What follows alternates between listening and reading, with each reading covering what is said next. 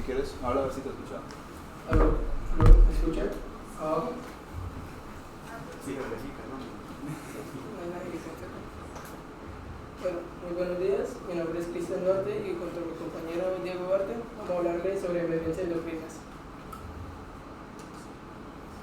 Bueno, la emergencia de endocrinas se define como una serie de descomposición,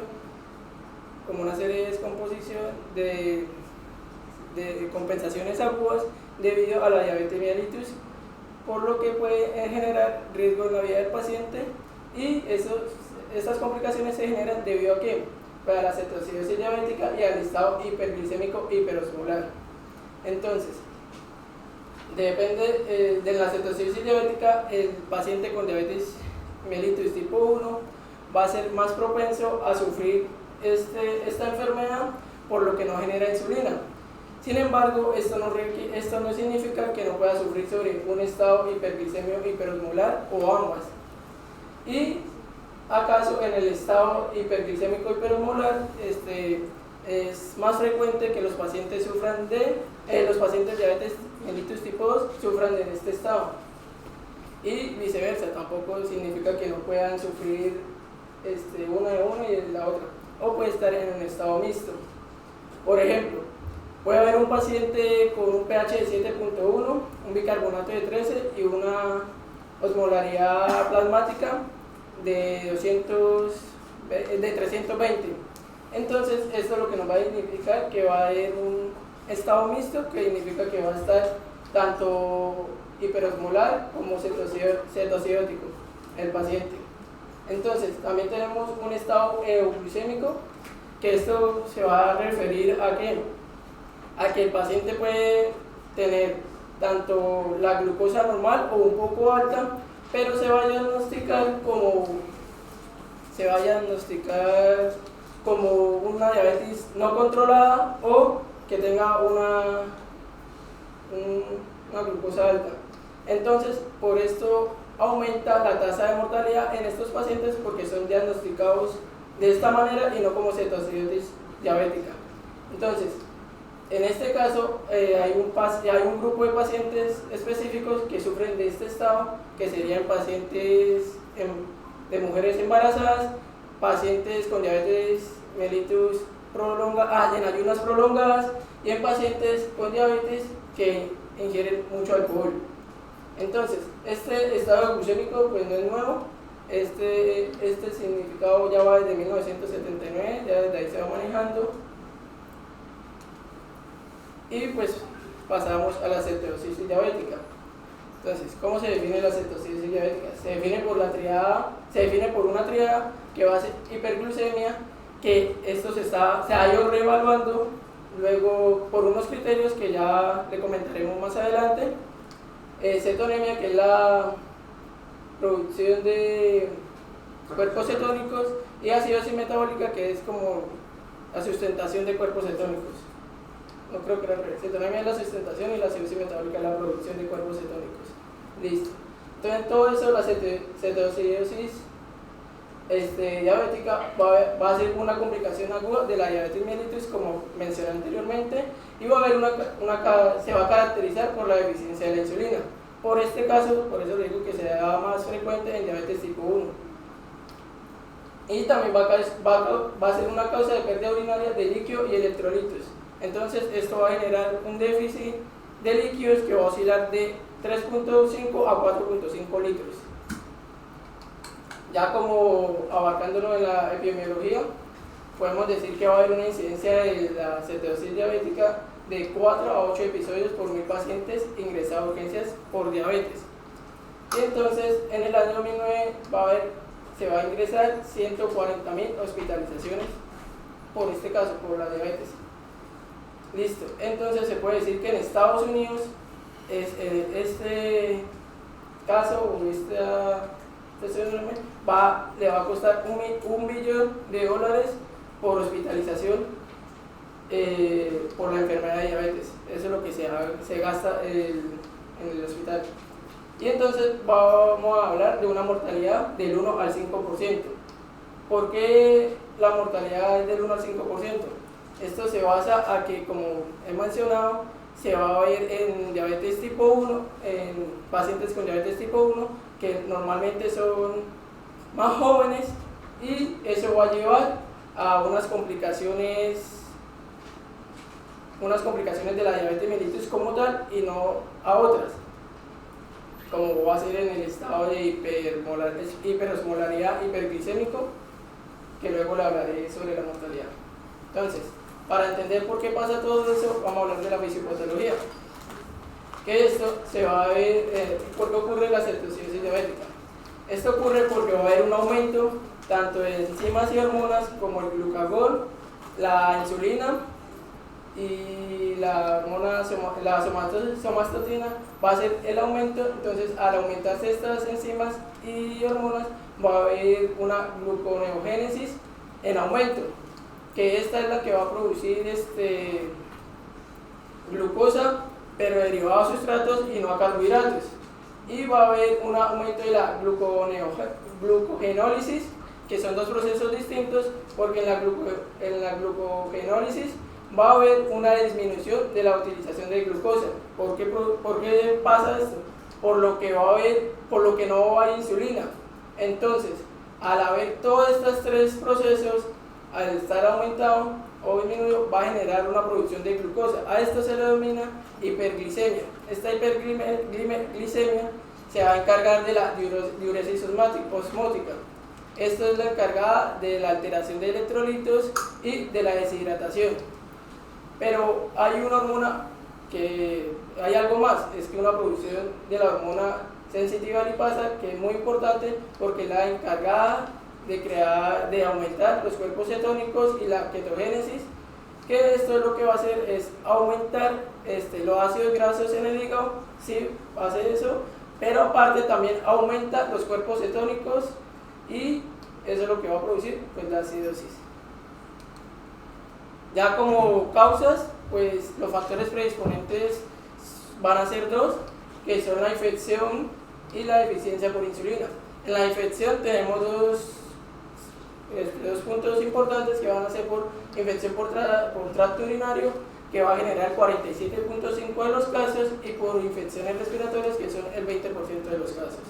Y pues el segundo caso va a ser por deficiencia de la insulina, que es por la falta de la aplicación, que ya los pacientes no la colocan en casa o se les olvida. Y otras causas como intraabdominales, que va a ser como la pancreatitis y la colecistitis, y otras causas que no son tan comunes, como la enfermedad de Cushing y la acromegalia o el infarto de miocardio. Ya para las manifestaciones clínicas, aquí vamos a hablar que tiene generalmente un inicio agudo, que va a ser por 24 horas o más, y va a presentar unos síntomas que va a ser como poliuria, polidipsia, pérdida de peso, disnea, náuseas, vómito y dolor abdominal. Entonces, al hacer el examen físico, nos vamos a encontrar con una hipotermia, una taquicardia, taquinea, va a estar taquinéico y va a presentar la respiración de Kussmaul, que es una respiración rápida y profunda. También va a tener alterado el estado de la conciencia, y un síntoma muy importante, o un signo, es porque va a estar con un aliento afrutado cetónico, que se va a encontrar en estos pacientes, y pues se presentan en horas o en días, y como he dicho anteriormente, es más común en diabetes tipo 1 que en tipo 2. Muy bien, entonces cuando hablamos de diagnóstico vamos a enfocarnos principalmente en la parte de laboratorios. Es bastante importante tener en cuenta que todos estos niveles, detectar cuáles de estos niveles están alterados. Entonces podemos empezar hablando principalmente de los niveles de glucosa sanguínea. A su vez vamos a encontrar alteraciones en el hemograma, podemos encontrar alteraciones en el electrocardiograma, y ahora las vamos a explicar más adelante, en los mismos electrolitos, alteraciones renales, etc. Entonces, en la parte del diagnóstico encontramos de que la glucosa en sangre puede llegar a estar en valores de 350 a 900. Vamos a encontrar las que ya mencionamos anteriormente, las cetonas séricas. Vamos a encontrar niveles de bicarbonato disminuidos y también un pH que está oscilando entre 6.8 a 7.3. De entre todo esto, el electrocardiograma del cual estábamos hablando, debido a la hipopotasemia que encontramos, debido al desequilibrio electrolítico, vamos a encontrar una depresión del segmento CT de planas o bifásicas y también vamos a tener una O prominente. En el caso de la hiperpotasemia, vamos a encontrar T picudas, un QRS ancho y también una P ausente. Ahora, toda esta cuestión se viene traduciendo en que vamos a encontrar una osmolaridad sérica y esto es lo que vemos en esta fórmula de por acá. Vamos a encontrar a su vez que toda esta parte del diagnóstico se viene resumiendo en diferentes guías. Encontramos un consenso inglés y también encontramos consensos americanos. Hay ciertas diferencias, pero en general todo viene siendo muy similar. Entonces, lo que encontramos acá se puede ver de una manera más clara en esta tabla que hemos al lado. Encontramos un criterio de diagnóstico que puede ser leve, moderado y severo. Y esto que vemos por acá es del estado hiperosmolar. Pero bueno, enfoquémonos en la parte de cetoacidosis. Entonces, encontramos que lo principal vendría siendo la glucosa en plasma, que en leve vendría siendo 250, moderada, bueno, todo esto se va a encontrar tanto en leve, moderado, severo, va a ser mayor de 250. Lo importante aquí viene siendo el pH, que este es el que va a variar y el que nos va a definir si va a ser leve, moderado o severo. En la leve, el pH arterial va a estar de 7.25 a 7.3.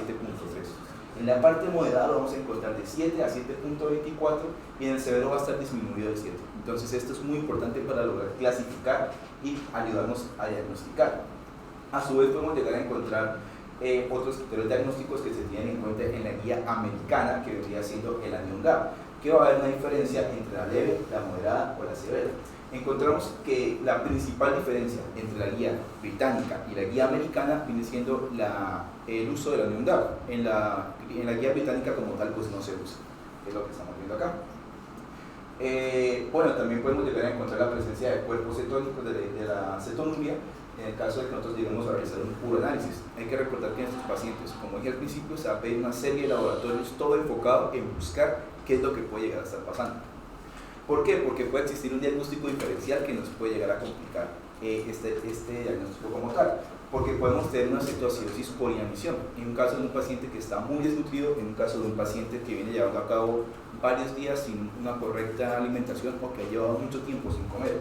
Encontramos una cetoacidosis alcohólica y uno se pregunta, ¿por qué el alcohol? Bueno, el alcohol hay que recordar que su metabolismo es hepático.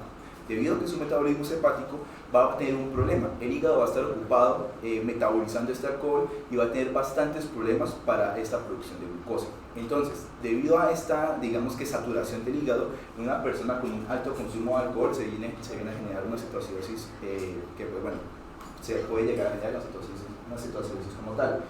Vamos a tener diagnósticos que nos vienen a complicar. Podemos llegar a encontrar desórdenes mixtos, puede ser ácido-base, o también podemos llegar a encontrar pacientes como en el caso del embarazo. O sea, estos pueden ser casos especiales donde el diagnóstico diferencial hay que tener en cuenta para no confundirnos. Una vez teniendo un claro diagnóstico, vamos a ver el tratamiento. Y para el tratamiento, pues me basé en la LAIC, que es una forma fácil de recordar el tratamiento de la cetoacidosis. ¿Y cómo va a ser? El LAIC viene siendo, como dice la palabra, L de líquidos, I de insulina, K de potasio y 3 Es. La primera E, manejar el equilibrio ácido-base de nuestro paciente. La segunda E, por los electrolitos. Y la tercera E, por la etiología. Entonces hay que acordarse por la palabra LAIC. Y así fácilmente nos saca el tratamiento. Por lo tanto, este paciente siempre tiene que estar monitoreado. Tenemos que ver signos vitales, estado de volumen, obviamente la glucosa y la creatinina para ver que no me está haciendo una injuria renal. Y a su vez tenemos que tener un balance de fluidos consecuente pues, a su estado actual. Aquí vemos, pues recordando otra vez, la clasificación de leve, moderada, severa dependiendo del pH. Ahora, la parte de los líquidos. La parte de los líquidos es importante tener en cuenta de que el paciente debe ser rehidratado. Ahora, esta rehidratación a manera rápida podríamos estar dándole aproximadamente 250 mililitros, 200 mililitros por hora durante las primeras 6 horas. Sería una manera fácil de decir que estamos llevando a cabo un correcto tratamiento en cuanto a la hidratación de nuestro paciente. Hay que tener en cuenta que nuestro paciente puede llegar a bajar sus niveles de glucosa a menos de 300. Si ese es el caso, nosotros lo que vamos a hacer es darle, vamos a aplicarle dextrosa al 5% con el objetivo de que se mantenga en 300 y que no se baje de ahí. Hay que recordar que en un paciente con cetoacidosis diabética, si se baja mucho la glucosa también va a ser perjudicial para el mismo. Entonces, aquí nos recuerdan algo importante. El déficit de agua en estos pacientes puede llegar a ser de 100 a 200 mililitros por kilo. O sea que si nuestro paciente tiene 70 kilos, podemos estar hablando de que puede llegar a estar perdiendo de 7 a 14 litros de agua al día. Entonces es muy importante, supremamente importante, mantener a este paciente bien y correctamente hidratado. Ahora, cuando hablamos de la insulina es algo complicado a tener en cuenta en cuanto a su manejo. ¿Por qué? Porque debemos mirar mucho la parte de los electrolitos, porque el potasio puede estar disminuido. En caso de que el potasio esté menos de 3.3, no la vamos a iniciar de una vez. ¿Por qué? Porque recordemos que parte de ese transporte de la insulina tiene que ver con el potasio. Si metemos insulina en un paciente que tiene potasio muy bajo, podemos llegar a bajarle demasiado este electrolito y podemos llegar a llevar a cabo pues, una descompensación del mismo. Por lo tanto, podemos iniciar primero teniendo en cuenta que no esté más abajo de 3.3 un bolo intravenoso de insulina de acción ultra rápida o rápida. La dosis viene siendo de 0.15 unidades por kilogramo y pues la meta de viene siendo de que vamos a disminuir la concentración de glucosa en cerca de 50 a 70 miligramos por decilitro en hora. ¿Por qué de esta forma? Porque lo que comenté anteriormente, vamos a tratar de que esta disminución sea progresiva y de que no sea muy rápida, porque eso también puede llegar a ser muy perjudicial para nuestro paciente. Tenemos también vía intramuscular, donde se le puede administrar de 0.15 unidades por kilogramo y pues también más adelante podemos llevar a establecer un sistema de insulina por vía intramuscular cada hora. Y la dosis es esta que viene siendo por acá, de 0.1 unidades por kilogramo. La concentración de glucosa en sangre de 250 miligramos sobre decilitro. Aquí es donde les está comentando, si empieza a bajar mucho la insulina, tenemos que tratar de mantenerlo un poco más alto. Cuando hablamos del potasio, vamos a manejar valores séricos que pueden estar inferiores de 5 a 5.5 milimol por litro. Entonces aquí cuando vemos esos valores vamos a administrar este suplemento de potasio.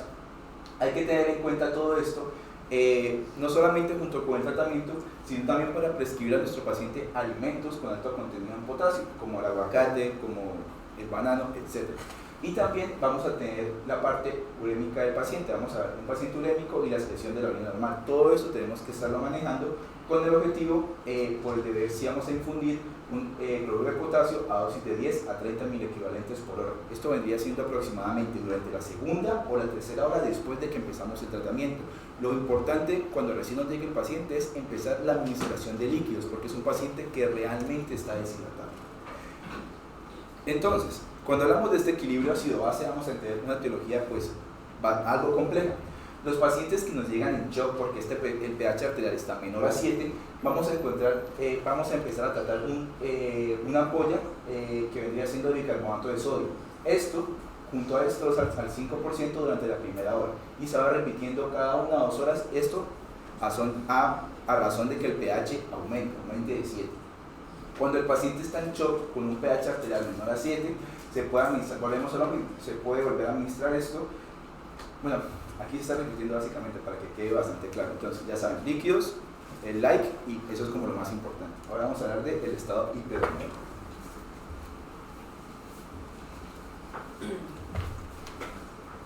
Bueno, ya entrando como en el estado hiperglicémico, tenemos otra tríada que se va a definir por la hiperglucemia severa, la osmolaridad plasmática aumentada, que esta debe estar mayor a 330 milimoles sobre litro, y pues ahí va a estar el síntoma más característico, que va a ser por la deshidratación.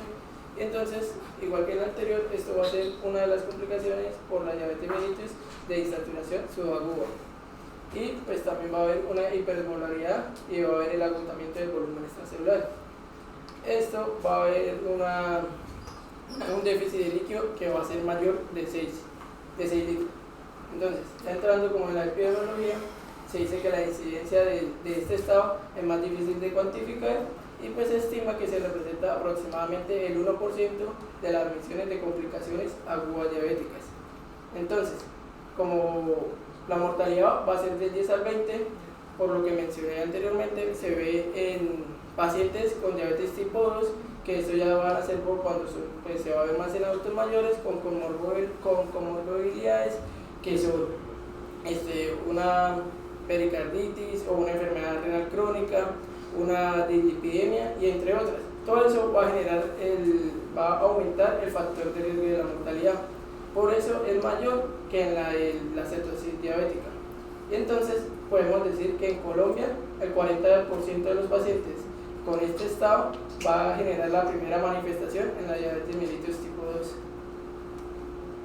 Listo, la fisiopatología de este estado es parecida al de la cetosis diabética, y después voy a como enmarcar algunos puntos que va a ser, que es el aumento de las enzimas y hormonas.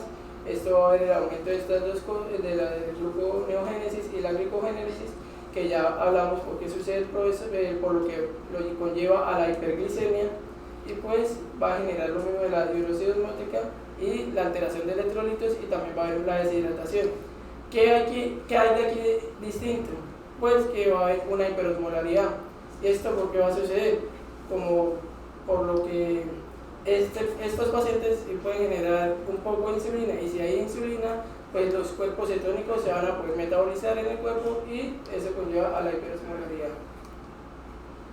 Ya como causas, pues también tenemos los factores precipitantes, que esto normalmente ocurre más en ancianos, pero no es exclusivo que no ocurra en menores de edad o en jóvenes.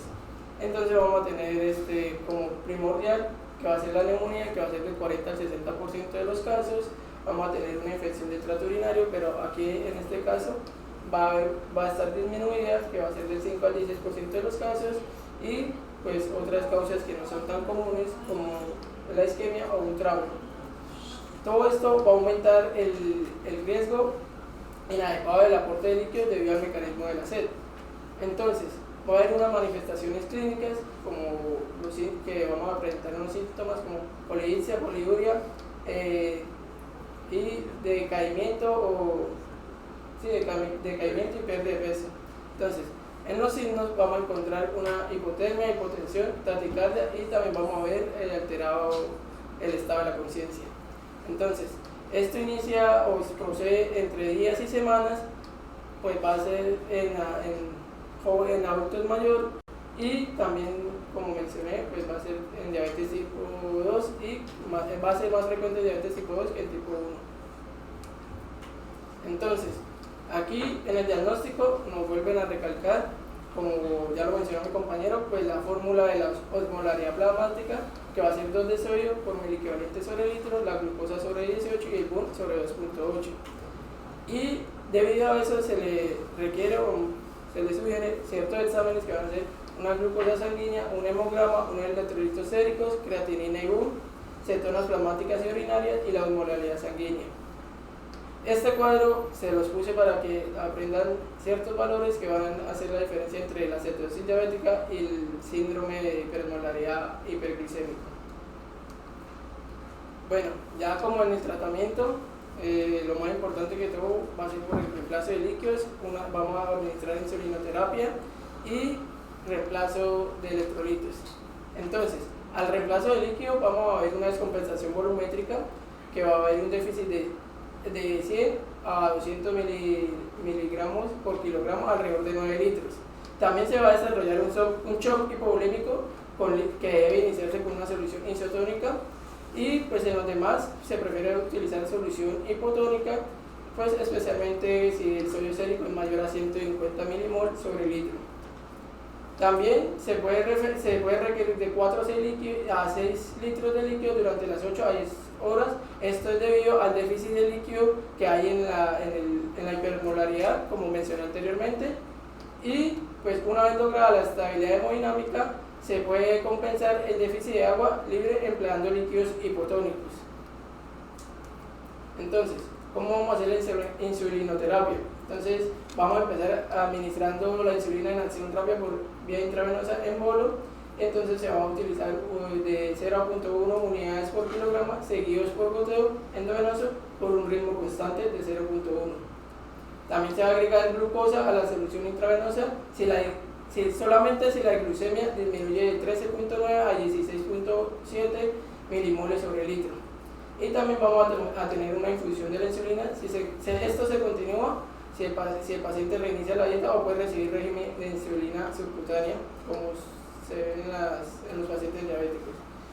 Y un reemplazo de electrolitos, se puede añadir 10 miliquivalentes de cloruro de potasio pero si el paciente no presenta ningún estado normal o está orinando normal, se le cancela esto y no se le mandaría nada. Si el fósforo sérico cae por debajo de 1 miligramo sobre litro durante la terapia con insulina, hay que reemplazar el fosfato por vía intravenosa. Y si el paciente se encuentra alerta y está normal y responde normal, esta parte de reemplazo de potasio y fósforo se puede proporcionar por una vía oral.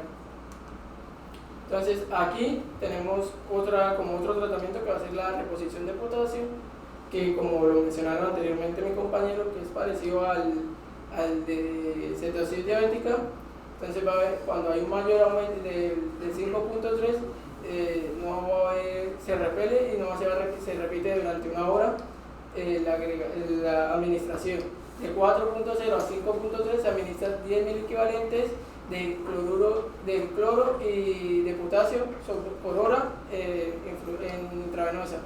Y de 3.5 y menor a 4, esto se administra 20.000 equivalentes de cloro y potasio por hora por intravenosa. Entonces, cuando es menor de 3.5, hay que dejarle o mantenerle la insulina y administrar de 20 a 60.000 equivalentes por hora por vía intravenosa, y toca continuar el monitoreo cardíaco. Entonces, una de las complicaciones que presentan estos pacientes va a ser una mortalidad entre el 12 al 17% con un defecto mixto, como mencioné al principio, que pueden estar en ambas en un estado tanto cetoacidotíco como hiperosmolar, y esto lo que va a causar la causa precipitante va a ser un desequilibrio de los electrolitos, una edema pulmonar y una edema cerebral. Bueno, entonces, el último tema vendría siendo hipoglicemia. Entonces vamos a entender la importancia de la hipoglicemia, su diagnóstico y su posterior tratamiento. Para definir la hipoglicemia siempre vamos a utilizar la tríada de Whipple.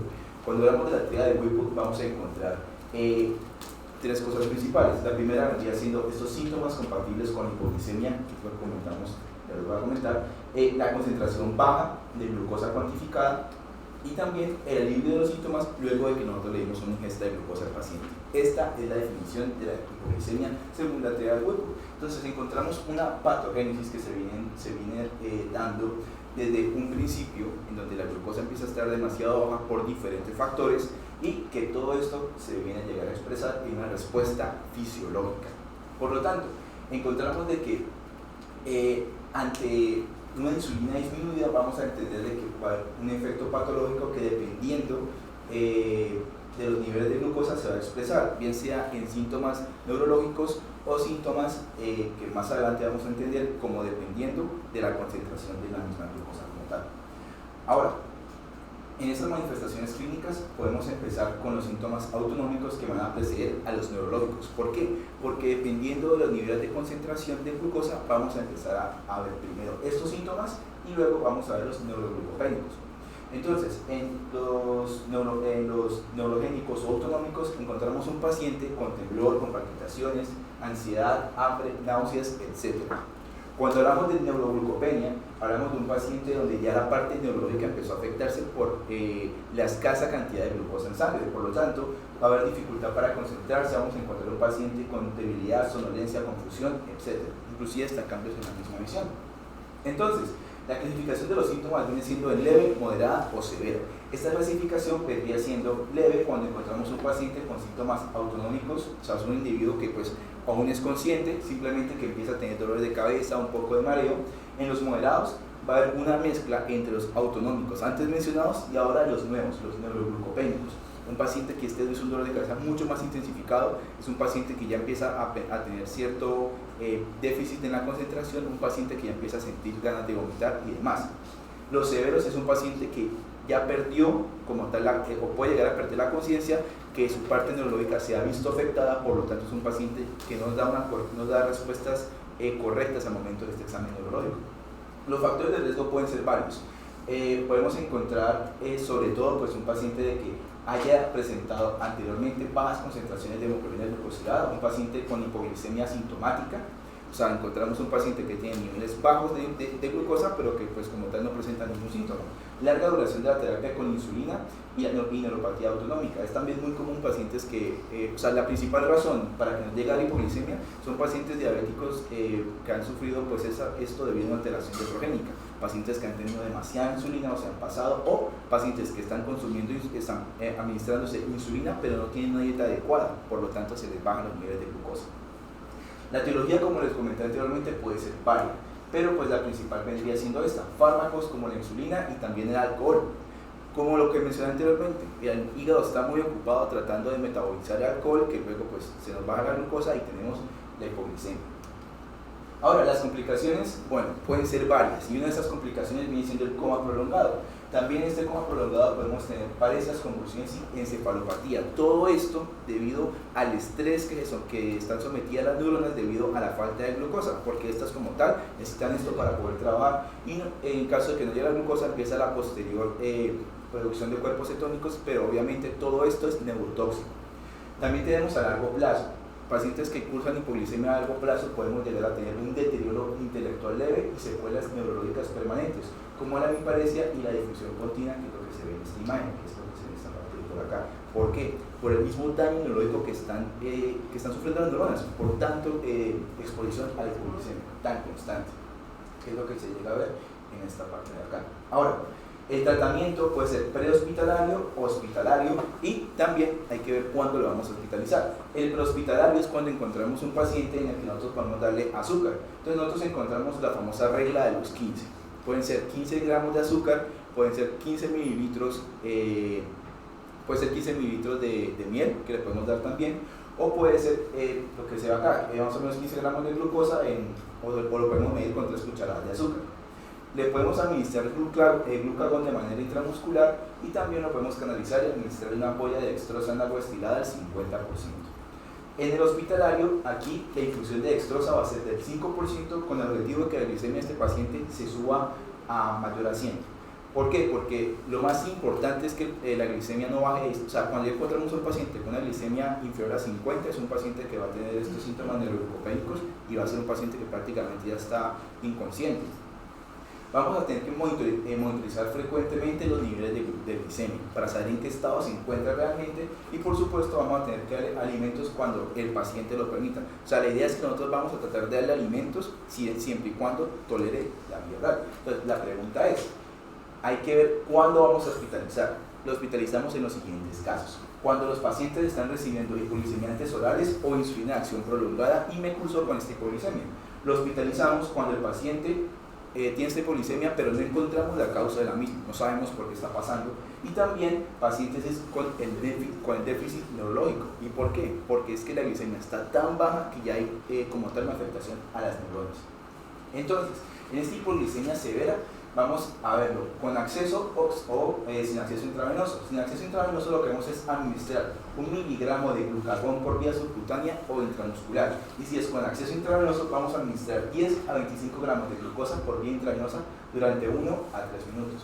Las personas que tienen riesgo de hipoglicemia severa, pues vamos a administrar glucagón. Muchísimas gracias. ¿Qué preguntas hay? ¿Preguntas? Vamos a sintetizar un poco, ¿listo? Entonces, dentro de las complicaciones que tenemos de la diabetes, las descompensaciones principalmente son dos: la cetoacidosis diabética y el estado hiperosmolar. Hay que tratar de diferenciar entre el uno y el otro. Generalmente uno lo puede diferenciar con el fenotipo. La cetoacidosis diabética es mucho más frecuente en personas jóvenes, y el estado hiperosmolar es más frecuente en pacientes adultos.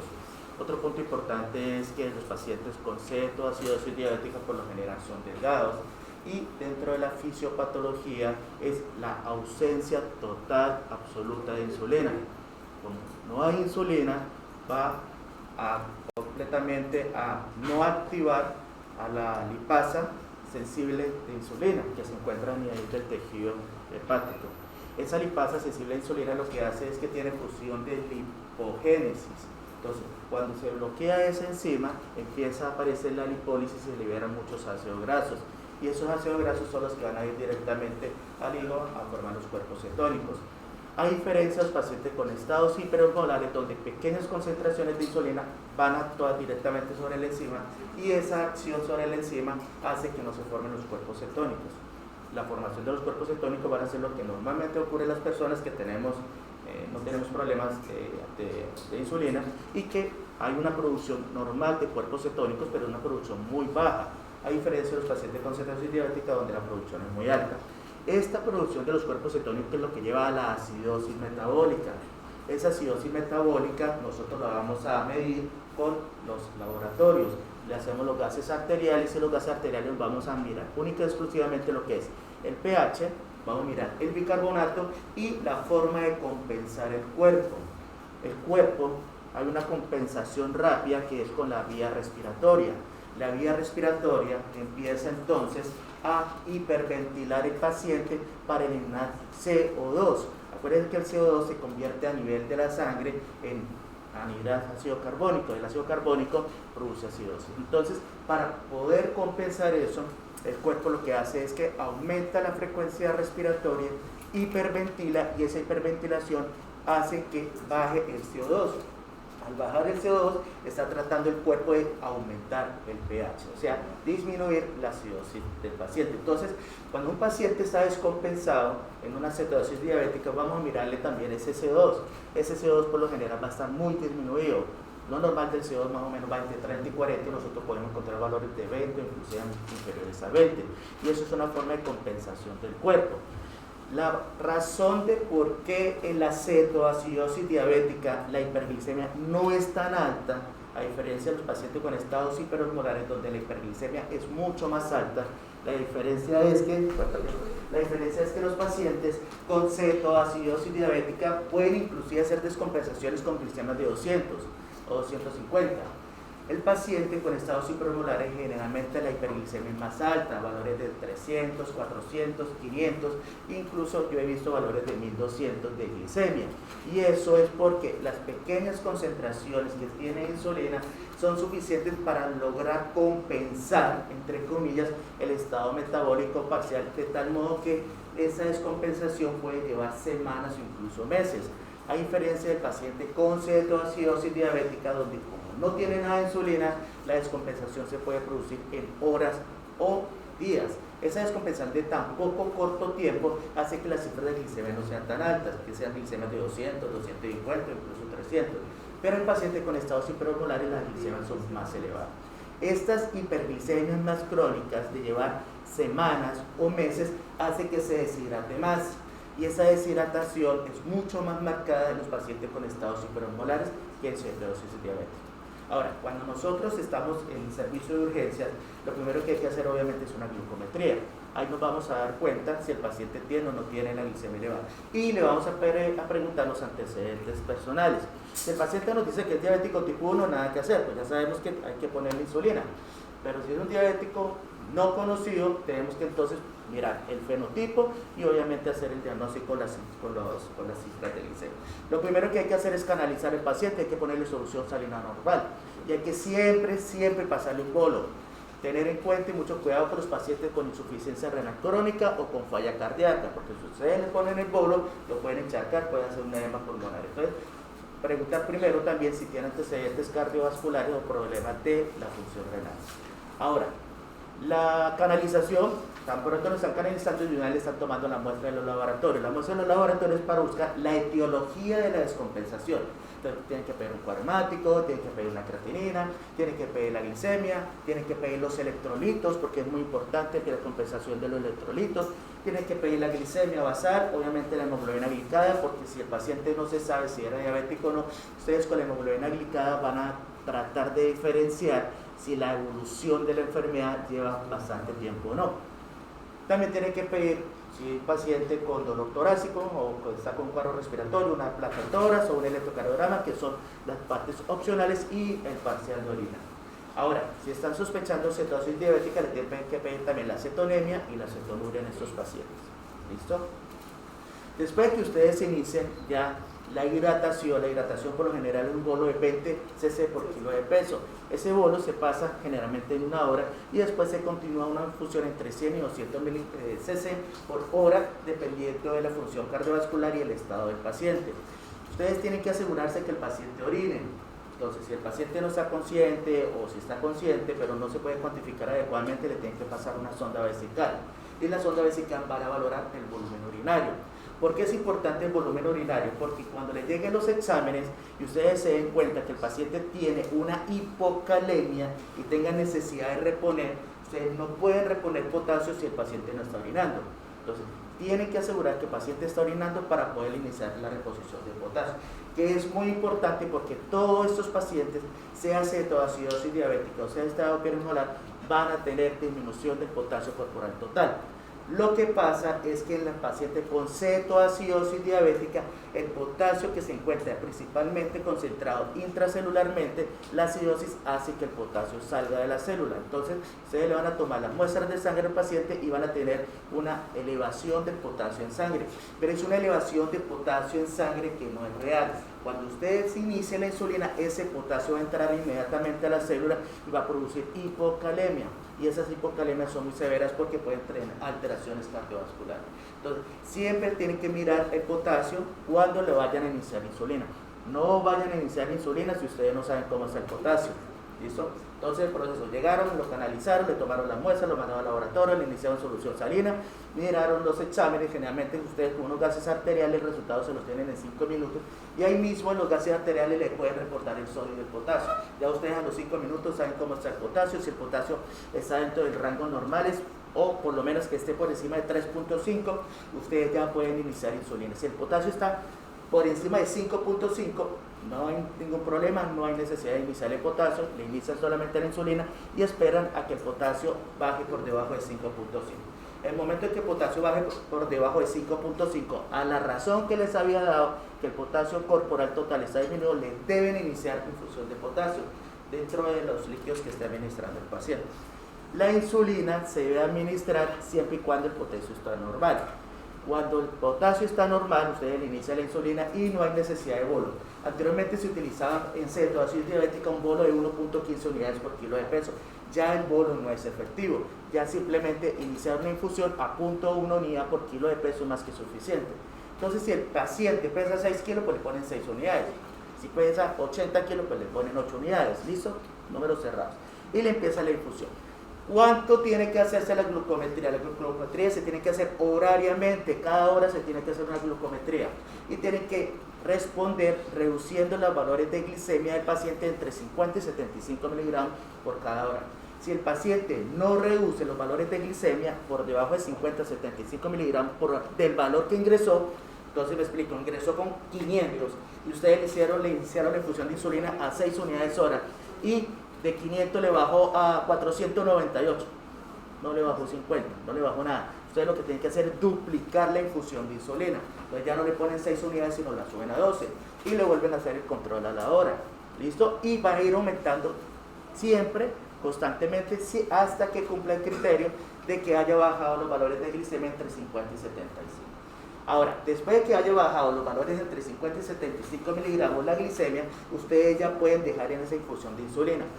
En el paciente con estado hiperosmolar, si la glicemia está por debajo de 300, le deben iniciar destroza. Si la glicemia no está por debajo de 300, no le inician destroza.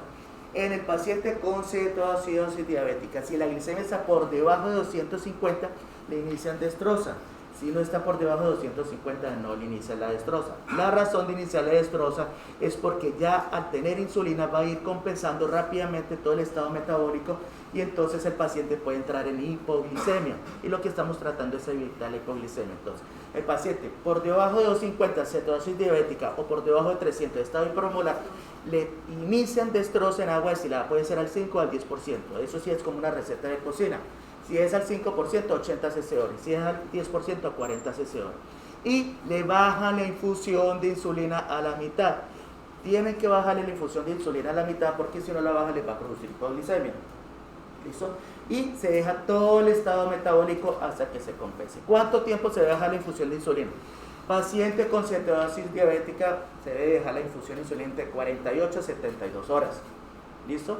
Y se debe hacer controles de gases arteriales y de cetonemia, cetonuria. Si la cetonemia es negativa, la cetonuria es negativa y el pH está normal por encima de 7.35 y el bicarbonato está normal por encima de 18, ustedes ya pueden pasar un esquema basal bolo de insulina en paciente con cetoacidosis diabética. El estado hiperosmolar, los criterios son diferentes. El paciente con estado hiperosmolar por lo general tiene una alteración del estado de conciencia. A diferencia del paciente con cetosis diabética, que ellos se quejan principalmente de la respiración, náuseas, vómito y dolor abdominal. En el paciente entonces con estados hiperosmolares donde hay alteración de conciencia, ustedes tienen que asegurar que el paciente obviamente ya esté neurológicamente bien. Ya cuando neurológicamente esté bien, o sea que ya pueda tolerar la vía oral, que las cifras de glicemia estén dentro de rango aceptables, ustedes ya pueden iniciar el esquema basal bolo en estado hiperosmolar. En los ambos tipos hay que dejarle la insulina. En pacientes con estados hiperosmolares, ustedes pueden dejar la insulina hasta un mes y ya después del mes pudieran, dependiendo de la cantidad de insulina total que esté recibiendo, pasarlo a antidiabéticos orales. En el paciente con cetoacidosis diabética toca siempre con insulina. Dentro de las complicaciones que nos puede pasar es que la reposición rápida aplicando insulina nos puede llevar a la hipoglicemia. Entonces, cuando tengamos hipoglicemia, pues hay que bajarle la infusión de insulina y pasarle la carga. Ahora, cuando nos estamos enfrentando, no es porque no está en una descompensación de cetosis diabética en estado hiperosmolar, nos llegó a urgencias, paciente con alteración del estado de conciencia, obviamente lo primero que hay que hacer es la glucometría, sea porque es hiperglicémico o porque esté con hipoglicemia. Si tiene hipoglicemia, pues hay que reponerle lo que le hace falta, que es el azúcar. Entonces, si está en el hospital o está en servicio de urgencia, se canaliza y se pasa a destroza. Una forma rápida es aplicar una ampolla de glucagón y listo. Con eso la ampolla de glucagón sufre inmediatamente las cifras de glicemia entre 100 y 200 miligramos con una ampolla suficiente. Y ya con eso, ya cuando recupere el estado de conciencia, puede administrarle la vía oral. Importante en pacientes con hipoglicemia, mirar la etiología. Hay pacientes que tienen mayor riesgo de hacer hipoglicemia. Pacientes ancianos, pacientes muy delgados, pacientes con insuficiencia renal crónica. Muchas veces los pacientes que están con antidiabéticos están recibiendo una sulfoniluria y desafortunadamente la sulfoniluria lo que hace es que produce una liberación de insulina no controlada por glucosa. ¿Qué quiere decir eso? Que si el paciente tiene glicemia de 150, pues le baja la glicemia a 100. Pero si tiene la glicemia en 70 o 50, se lo baja mucho más, valores de 30 y 40. Y son hipoglicemias que son sostenidas en el tiempo, porque como se tiene que metabolizar a nivel hepático y eliminar por vía renal, aumenta mucho la concentración del fármaco dentro de la sangre y tiene persistencia de la duración de la acción del medicamento. Entonces, esos pacientes, sobre todo con falla renal, tienen que hospitalizarse y durar 2, 3 o más días hospitalizados hasta poder dar tiempo que el medicamento se elimine completamente del organismo y ya no vaya a tener riesgo de hipoglicemia, porque ustedes lo pueden compensar. Llegaron, le pusieron la destroza, le subió la glicemia, tenía glicemia de 90 a 100 y ustedes lo mandaron para la casa y le vuelve otra vez a las 3, 4 horas, otra vez con hipoglicemia. Ese paciente no se debe ir para la casa, debe quedarse hospitalizado o por lo menos en servicio de urgencia o en vigilancia por lo menos unas 48 horas si tiene falla renal. ¿Ok? Bueno, ¿qué otra pregunta? ¿Preguntas? En un paciente con cetoacidosis o con hiperosmolar no cetóxico, ¿cuáles son los niveles de glicemia óptimos en los que lo debemos mantener? El rango, sí. El rango tiene que estar más o menos compensado entre 100 y 200. En ambos. En ambos, dependiendo de lo que sea. ¿Los electrolitos cada cuánto se les están midiendo los pacientes? Se tienen que hacer cada 2 horas, ¿Electrolitos? mientras que esté con infusión. Y en un, cada 2 horas con gases. Con gases también. Cada 2 horas mientras que se está compensando, generalmente entre 2 a 4 horas, la medición de los electrolitos. Sí, porque hay una variación bien importante, sobre todo en las primeras horas cuando se está iniciando insulina. Y ustedes están iniciando reposición de potasio. Y en la mayoría de las veces hay que iniciar reposición de potasio. O sea, lo ideal es, mientras está pasando insulina, también tener potasio al mismo tiempo en infusión. El potasio se debe iniciar si el paciente orina. Ok. La insulina se debe empezar cuando el potasio está normal. El tipo de solución debe ser siempre solución salina normal. Cuando lleguen los electrolitos, y si los electrolitos llegan con un sodio que esté por encima de 155, se puede pasar a solución salina al medio. ¿Listo? Pero siempre debe ser solución salina normal. ¿Preguntas? ¿No? Chao.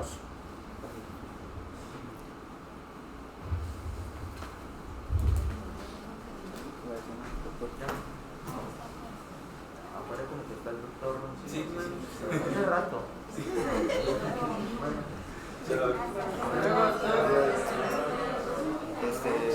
Santiago, ¿tiene la diapositiva?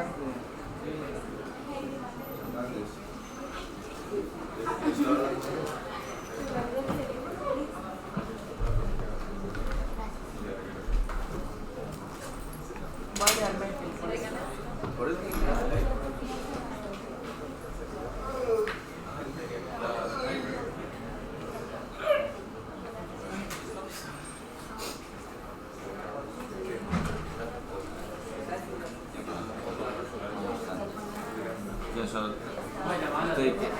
¿Quién más?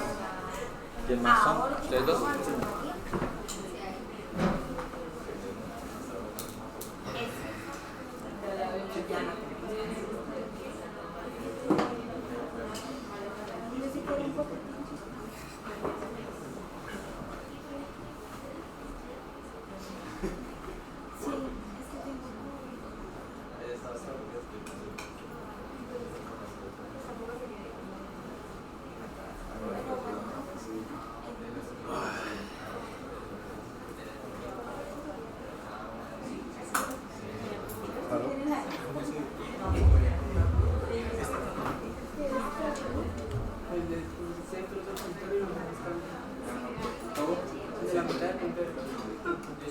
Ok, bueno, buenos días. Dando continuidad a las temáticas programadas. ¿Quién va a empezar? Yo. Empieza usted.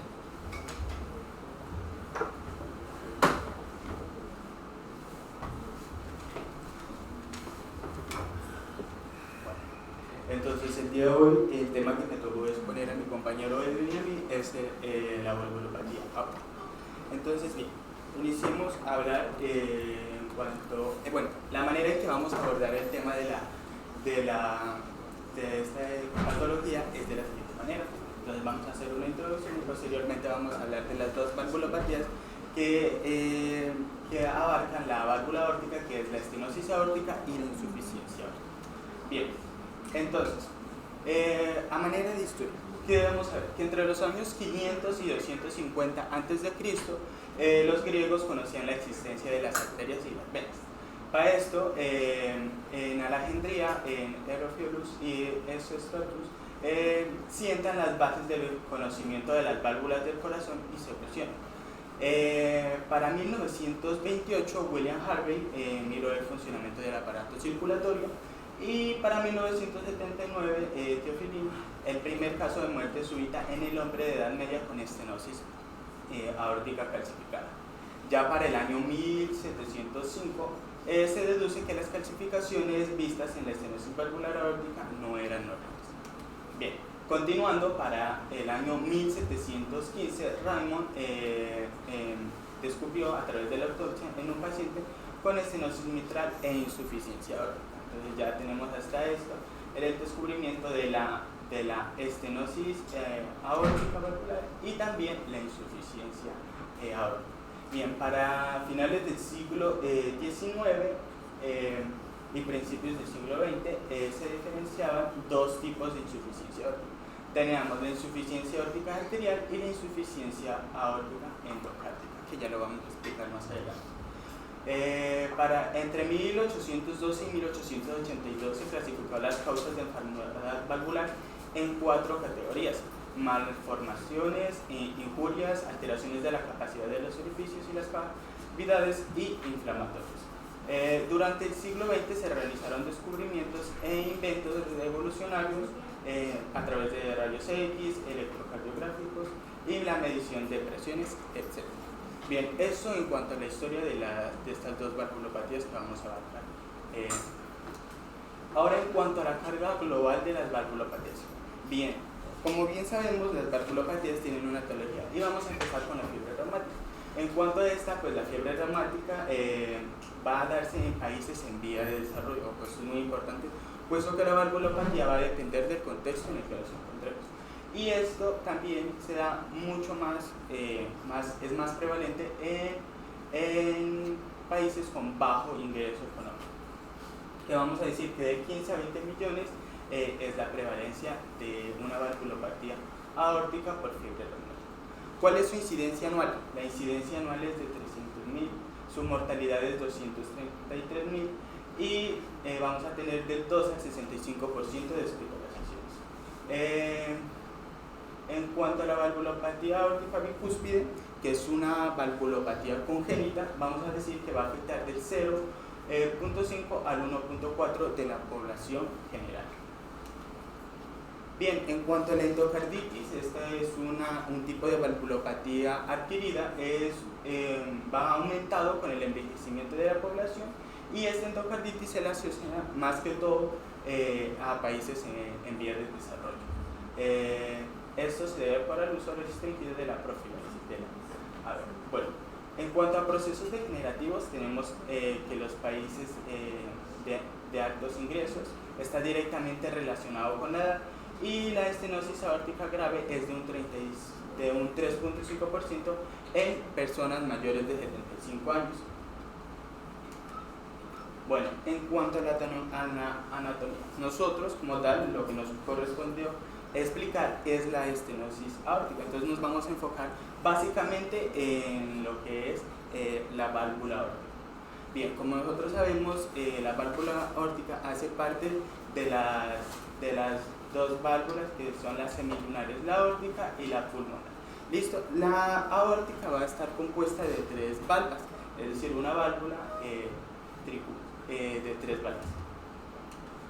Bien, entonces entre la estenosis aórtica básicamente lo que sucede es lo siguiente. Va a haber una obstrucción, dicha obstrucción, hacemos referencia a la estenosis, y es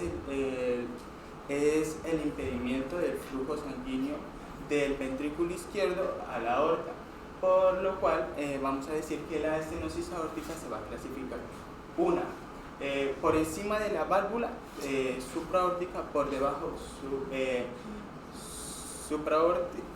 supravalvular, subvalvular por debajo de la válvula, y también vamos a tener otros hallazgos en los cuales se da la obstrucción de la válvula aórtica, que es por una cardiopatía hipertrófica. Ahora bien, como ya lo acabé de mencionar, la estenosis aórtica pues es esa obstrucción que me va a impedir el flujo sanguíneo del ventrículo izquierdo hacia la aorta. Entonces, bien, en términos de epidemiología como tal, vamos a decir que la estenosis aórtica específicamente va a tener mayor prevalencia en el sexo masculino, con una relación de 4:1 con respecto al sexo femenino. Ahora bien, si hablamos de las causas más frecuentes, la causa más frecuente va a ser la congénita y la adquirida. Y si nos enfocamos básicamente en la etiología congénita, vamos a decir que su incidencia es de un 3 a un 6% en todas las cardiopatías congénitas. Ahora bien, hay un estudio epidemiológico sueco en el cual nos arroja los siguientes datos. Nos calcula la incidencia de la cardiopatía valvular y nos dice que es de reciente diagnóstico en 64 por 100.000 años persona. Ahora bien, en este mismo estudio es interesante cómo calcularon la incidencia de la estenosis aórtica y la insuficiencia mitral, y dedujeron que contribuía en un casi 50 al 25% respectivamente. Ahora, hablando específicamente de la enfermedad por valvulopatía aórtica bicúspide, que es lo que ya mencioné anteriormente, pues va a afectar aproximadamente entre el 0.5 al 1.4% de la población general. Ahora bien, lo que yo les he traído aquí con esta gráfica, y lo que quiero mostrarles es cómo relacionan la prevalencia de la valvulopatía moderada grave con respecto o en función de los años. Bien, esto como tal es una carga de valvulopatía mitral y aórtica moderada que se calculó en Estados Unidos. ¿En qué se basaron para hacer este estudio? Básicamente lo que hicieron fue hacer estimaciones de la prevalencia que derivan de estudios basados en la población, que comprenden un total de 11.911 individuos. ¿Qué podemos interpretar de esta tabla? Básicamente lo que nosotros nos podemos dar cuenta es que tanto la valvulopatía mitral como la valvulopatía aórtica tienen una prevalencia, el porcentaje de prevalencia es similar entre los años 45 y 54, es decir, menos del 2%. Ahora bien, si nos enfocamos específicamente en la valvulopatía aórtica, que es la que nosotros estamos estudiando en este momento, tenemos que va a afectar alrededor del 3.5% en personas mayores de 75 años. Bien, para nosotros entender como tal todo este proceso patológico, primero debemos tener en cuenta estos términos generales. Es decir, para nosotros saber si estamos frente a una estenosis aórtica, debemos saber que el gradiente de presión sistólica va a ser mayor a 40 miligramos de mercurio, o en este caso vamos a decir mayor a 40 miligramos de mercurio, pero con un gasto cardíaco normal. O también lo podemos deducir cuando sabemos que el área efectiva del orificio aórtico es alrededor de menos de 1 centímetro. Bueno, eso ya lo explicaremos más adelante en la clasificación dependiendo del orificio aórtico efectivo. Bien, entonces prácticamente lo que yo he hecho para explicar esta fisiopatología es dividirlo en 5 pasos. Entonces, primero vamos a tener la obstrucción del flujo de salida, que es lo que básicamente nos produce la estenosis aórtica. ¿Qué es lo que sucede ante esta obstrucción? ¿Cómo reacciona el corazón? Lo que va a suceder es que va a crearme un gradiente, una diferencia de gradiente en la función sistólica entre dicha cavidad y la otra. Bien, ¿cómo me va a reaccionar el ventrículo izquierdo ante esta situación? Resulta y acontece que el ventrículo izquierdo va a buscar la manera de superar esa obstrucción, y la manera en que lo va a hacer es dilatando el ventrículo y disminuyéndome el volumen sistólico. ¿Cómo lo va a hacer? Aquí entra lo que nosotros conocemos, lo que es el mecanismo de adaptación. El mecanismo de adaptación como tal, en un inicio, siempre va a ser favorable. Es por eso que en un inicio los pacientes no me van a presentar sintomatología. En este mecanismo de adaptación, básicamente lo que me hace es bajarme el estrés parietal para poder vencerme esta obstrucción y de cierta manera no afectarme el gasto cardíaco, no hipertrofiarme el ventrículo, ni tampoco generarme la sintomatología. Pero ¿qué sucede? Este mecanismo de adaptación no siempre va a funcionar de la misma manera. Va a llegar un punto donde esa hipertrofia del ventrículo va a ser excesiva, tanto que este mecanismo que les estoy hablando, que es el mecanismo de adaptación, va a ser inadecuado, de tal manera que me va a afectar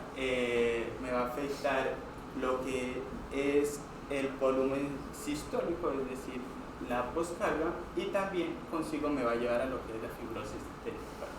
Ahora bien, ante ese incremento de la presión diastólica, que básicamente será al final del ventrículo izquierdo, nosotros lo que vamos a deducir es que vamos a estar frente a un ventrículo que ha perdido la capacidad de distensibilidad.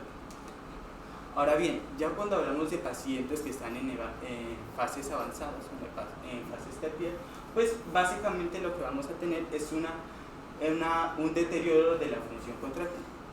¿Por qué se da esto? Pues básicamente por la afectación o el incremento de la poscarga. Bien, en sí lo que me va a ocasionar esto es una disminución del gradiente de la presión del ventrículo izquierdo y la aorta y el gasto cardíaco. Si nos damos cuenta, anteriormente yo les había hablado de que no se afectaba como tal la parte y no me generaba sintomatología, no me disminuía el gasto cardíaco y mucho menos me hipertrofiaba el ventrículo. Bien, como ya lo dije, en esta parte ya va a haber más afección de las partes del corazón, pues resulta y acontece que aumentan las presiones medias de la aurícula izquierda, también me va a afectar la arteria pulmonar y por ende el ventrículo derecho. Bueno, como bien sabemos, ante una hipertrofia, ante un aumento de la masa muscular, pues obviamente el músculo me va a requerir más oxígeno, razón por la cual pues se va a disminuir el flujo coronario y en el peor de los casos me va a conducir a una isquemia. Bien, hablemos de las causas de esta patología. Entonces, principalmente tenemos las congénitas y las calcificadas degenerativas, que son las más comunes, pero también encontramos la fiebre traumática y la reacción. Ahora bien, hablando específicamente de la estenosis aórtica congénita, vamos a hacer énfasis en dos. En este caso vamos a hablar de una calcificación degenerativa a nivel de la válvula aórtica que se va a depositar sobre un sustrato. Cuando hablamos de sustrato, hago referencia a estos dos tipos de valvulopatías congénitas, que es la valvulopatía bicúspide y la unicúspide. ¿Listo? La bicúspide en un inicio, pues es más frecuente en niños. La bicúspide en un inicio no me va a producir sintomatología, pero conforme pasa el tiempo, pues me va a desarrollar perforación y fibrosis y pues después calcificación de estas válvulas. La unicúspide como tal es una valvulopatía muy rara, no es tan frecuente, pero lo encontramos en niños recién nacidos. Esto asemeja más que todo como a una masa granular y pues prácticamente me va a causar una obstrucción muy severa, tanto que va a ser letal en los primeros años de la vida. Ahora, en cuanto a la estenosis aórtica por calcificación degenerativa, esto se lo va a atribuir a los pacientes ancianos. Por eso decimos que se debe al envejecimiento y a un producto de estrés mecánico sobre la válvula. En cuanto a la radiación que me provocan los radicales libres, pues me va a provocar cicatrices a nivel de la válvula, fibrosis y posteriormente pues las calcificaciones tardías. En cuanto a la fiebre reumática, ¿qué pasa en esta? Pues lo que sucede es que las válvulas como tal van a presentar una fusión que originan en ocasiones un aspecto de la válvula bicúspide. Esto a su vez hace que las válvulas sean más susceptibles a cualquier traumatismo y pues finalmente originan fibrosis, calcificación y mayor estrechez. Bien, como nos podemos dar cuenta, todas estas causas llegan a un mismo punto, el cual es el traumatismo, la fibrosis, la calcificación y pues consigo pues obstrucción. Entonces miremos cómo se da la calcificación, todo este proceso. Bien, este proceso no es pasivo, más que todo se asemeja o tiene muchas características con la arteriosclerosis vascular.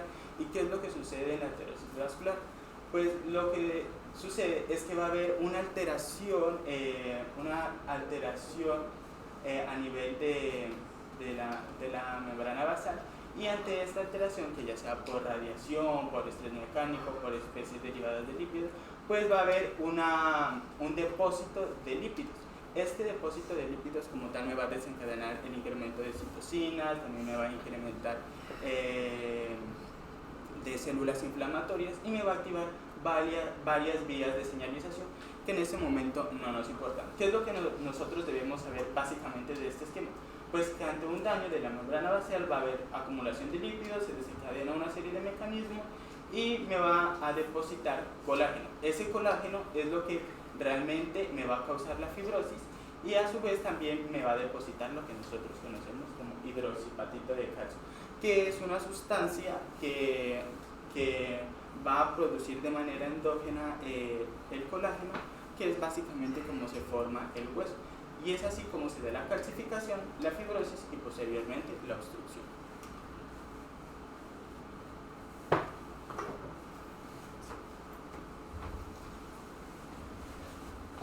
Otras patologías que están asociadas a la presencia de estenosis, no solamente estenosis aórtica, sino insuficiencia aórtica, es lo que se conoce como valvulopatía aórtica bicúspide. Como lo explicaba ahorita David, la válvula aórtica tiene 3 valvas. En estos casos, lo que es una malformación congénita, la válvula no va a tener 3 valvas, sino va a tener 2, o en su defecto va a tener 3, pero van a estar funcionando solamente 2. Entonces esto es un defecto valvular congénito, es el más frecuente estudiado, predomina más en varones que en mujeres, en una relación de 4:1. Los genes que están estudiados en esto son el GEP-NOTCH1 y las anormalidades en la sintasa de óxido nítrico endotelial. Estas moléculas están relacionadas con la embriogénesis y la diferenciación celular en esas etapas, y por tanto hay una alteración en el desarrollo de las válvulas, de la válvula aórtica. Entonces, más o menos, esta es la representación esquemática de cómo se vería una estenosis una valvulopatía aórtica bicúspide. Si nos acordamos, no me voy a regresar hasta la anatomía, pero recordemos que son 3 valvas. En la tipo 1 vamos a tener, la tipo 0, perdón, vamos a tener que no existen las 3 valvas, sino solamente hay 2. Esa es una presentación infrecuente, más o menos el 6%. La presentación más frecuente es donde hay 3 valvas en la tipo 1, pero una de las valvas o 2 de ellas están fusionadas como ustedes lo ven acá. En ese caso está fusionada la valva izquierda con la valva derecha. Esta presentación de la valva izquierda fusionada con la valva derecha es en el 71% de los casos de la presentación más frecuente. Y en el tipo 2 existen las 3 valvas, pero están fusionadas 2 de ellas. En este caso la valva izquierda está fusionada con la valva derecha y está fusionada con la valva restante. Obviamente esto va a generar una dificultad en la salida del flujo sanguíneo a partir del ventrículo izquierdo y lo que va a generar la estenosis. Más o menos es una representación esquemática de cómo se vería la valva. Aquí la vemos con las 3 valvas y aquí vemos las 3 valvas, pero la división entre la valva izquierda y la valva derecha no se alcanzó a desarrollar completamente y por lo tanto pues solamente quedó funcionando esta apertura. La miocardiopatía hipertrófica obstructiva también es una alteración congénita que se presenta en pacientes, en los pacientes que tienen alteraciones de los genes MYH7 y MYBPC3. Más o menos se han estudiado 1400 mutaciones, pero el 80% de los pacientes con miocardiopatía hipertrófica están relacionados con estos 2 genes. Recordemos que cuando el corazón está hipertrófico es producto de una obstrucción o una dificultad de salida de sangre del ventrículo, lo que hace que el trabajo ventricular sea más, o sea, el corazón tenga que hacer un trabajo ventricular más fuerte y como es un músculo, al aumentar el trabajo pues se hipertrofia, pero siempre hay una enfermedad sistémica relacionada como la hipertensión arterial. En estas miocardiopatías hipertróficas obstructivas, a ser congénito, no está relacionada con ninguna enfermedad sistémica, sino que la alteración de estos genes va a hacerme que la miocina que está en el músculo cardíaco se desarrolle demasiado y por tanto nos va a generar una hipertrofia, que más o menos esta disección nos muestra lo que sería una miocardiopatía hipertrófica obstructiva. Obviamente al ser hipertrófica pues la válvula aórtica va a estar estenosada y pues nos va a generar la estenosis aórtica. Ahora entrando en materia en cuanto a los signos y síntomas de los pacientes con estenosis aórtica. Los pacientes con estenosis aórtica, como el flujo sanguíneo está dificultado, pues obviamente vamos a tener un bajo gasto cardíaco. ¿Qué significa esto? Que obviamente un paciente va a sentir fatiga notable.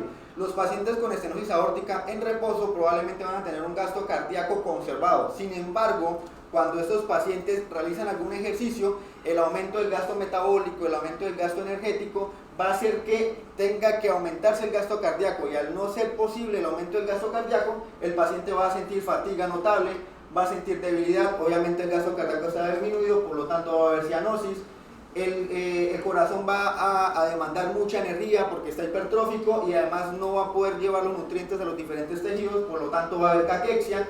Y estos 3 síntomas que nos hablan ya de una falla cardíaca izquierda, que ya los conocemos, el edema pulmonar, la ortopnea y la disnea paroxística nocturna.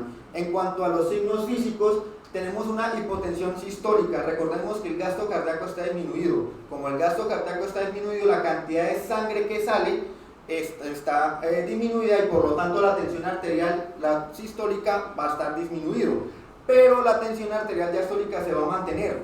Y si restamos la tensión arterial sistólica con la tensión arterial diastólica, que nos va a dar la tensión arterial diferencial, pues nos va a dar un número chiquito y por tanto nos va a dar una disminución de la tensión arterial diferencial.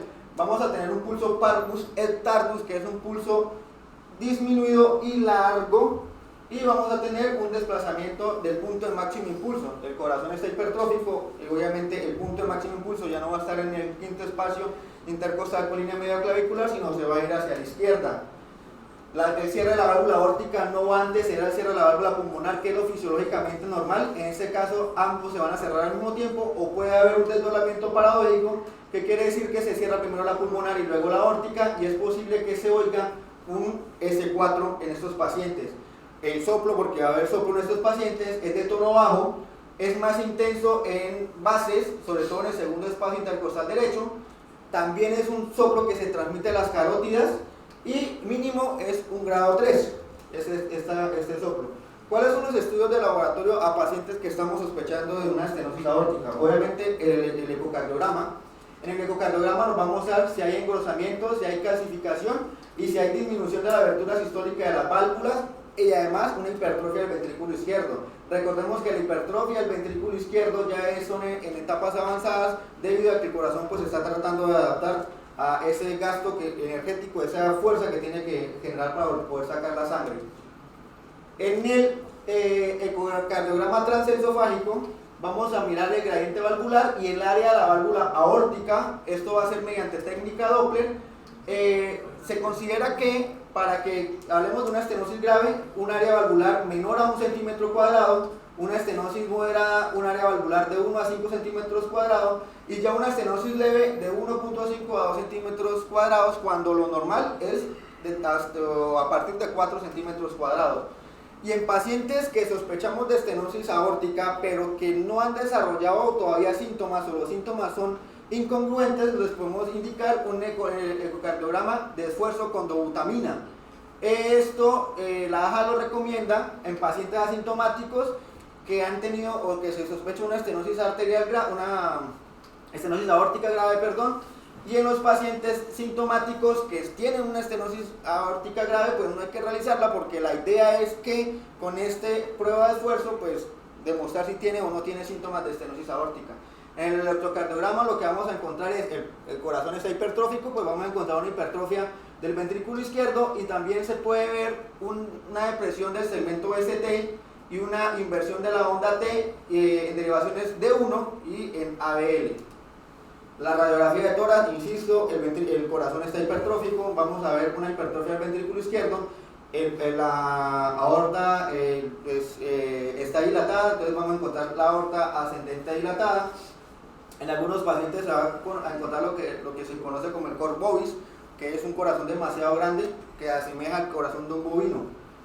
El cateterismo cardíaco se hace sobre todo en 3 categorías: pacientes con enfermedad multivalvular, en pacientes jóvenes que son asintomáticos y que tienen una estenosis aórtica congénita, que ya explicamos cuáles son los 2 casos, pero que no esté calcificada, y en pacientes que se sospeche obstrucción de flujo de salida del ventrículo izquierdo a nivel subvalvular o supravalvular. El tratamiento lo podemos dividir en 2, tratamiento quirúrgico y tratamiento no quirúrgico. La idea es que el tratamiento quirúrgico son pacientes ya en etapas avanzadas de la enfermedad, donde ya la válvula no está funcionando y necesitamos corregirla. En cuanto al no quirúrgico, etapas leves y algunas moderadas, vamos a pedir al paciente que no realice actividad física agotadora, y si quiere realizar actividad física debe ser guiada por un experto. Evitar la deshidratación y la hipovolemia, obviamente eso va a empeorar el gasto cardíaco.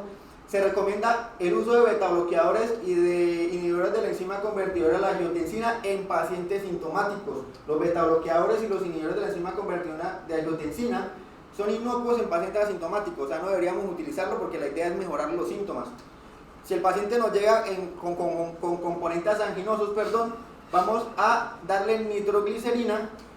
Y también está demostrado el uso de los inhibidores de la reductasa de hidroximetilbutaril coenzima A, o también conocidos como las estatinas, porque en estos pacientes, si nos llegan a tener arteriosclerosis, pues se va a complicar la cosa, entonces vamos a evitar este cuadro. Y si han sido pacientes que han tenido endocarditis previamente, debemos analizar la profilaxis para endocarditis. Ahora, el tratamiento quirúrgico, hay que identificar si el paciente está en una estenosis aórtica leve, moderada o severa. Ya lo expliqué anteriormente, por el área podemos estratificar en qué está, pero también lo podemos identificar por la velocidad de salida de sangre del ventrículo izquierdo, esto nos lo da el ecocardiograma, y por el gradiente medio de presión. El gradiente medio de presión es restar la presión que tiene que hacer el ventrículo izquierdo para eyectar la sangre, restársela a la presión arterial sistólica. Lo normal es que no esté por encima de 40 milímetros de mercurio. En un paciente con una gradiente de presión mayor a 40 milímetros de mercurio, estamos hablando de una estenosis aórtica severa. Hay que estadificar el paciente. Los estadios A y B son los estadios leves. El estadio A no hay estenosis, pero sí hay presencia de factores de riesgo. El estadio B tenemos una estenosis leve o moderada. Aquí leve, moderada, son estas clasificaciones. Ya estadio C y estadio D son clasificaciones de gravedad, ya estamos hablando de una estenosis aórtica grave. En el C tenemos una estenosis importante, pero es asintomática. En el C1 una FEBI mayor al 50% y en el C2 una FEBI menor al 50%. Y en el estadio D es una estenosis aórtica grave pero sintomática, y aquí vamos a tener en cuenta el diámetro de la aorta, de la válvula aórtica y el gradiente medio de concentración. ¿Cómo vamos a saber si el paciente se opera o no se opera?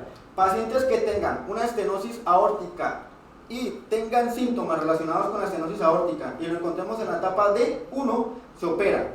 Si el paciente está con síntomas de estenosis aórtica pero no está en la etapa 1, pero tiene una FEBI menor al 50%, se opera. Si no tiene una FEBI menor al 50%, pero los síntomas sí son efectivamente relacionados con estenosis aórtica, se opera.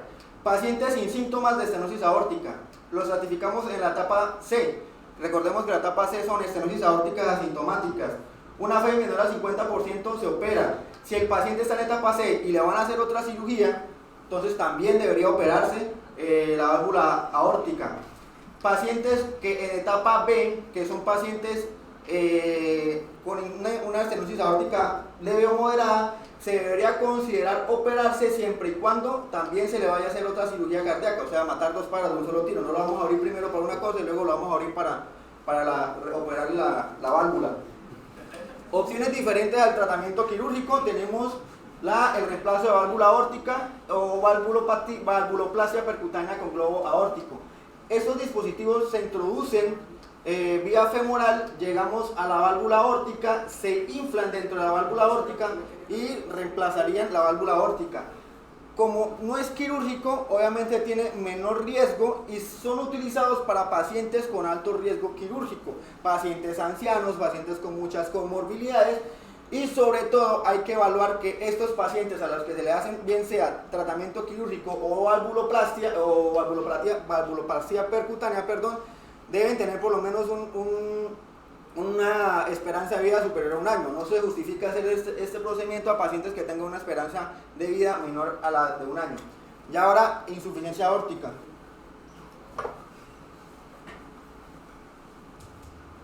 Bueno, entonces, continuemos hablando de la insuficiencia aórtica, que es el otro tipo de valvulopatía. Entonces, en este caso lo que vamos a decir es que es otro tipo de valvulopatía cardíaca en la cual se ve deteriorada la integridad de esta válvula, razón por la cual no se da un cierre inadecuado. Ese cierre inadecuado, ¿a qué me va a conducir?